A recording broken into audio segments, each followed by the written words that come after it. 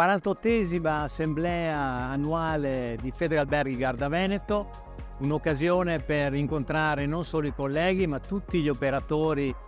turistici del lago di Garda, ma anche delle parecchie destinazioni del Veneto che ci hanno raggiunto oggi, per fare un po' il punto non solo sulla stagione turistica ma sul punto di come sta la nostra destinazione turistica. Alle volte viene molto trascurato il fatto che non vengono analizzati bene i problemi e quindi trovare anche le eventuali soluzioni. È un'occasione quindi anche per fare un'analisi, per capire bene quale sarà il futuro del turismo gardesano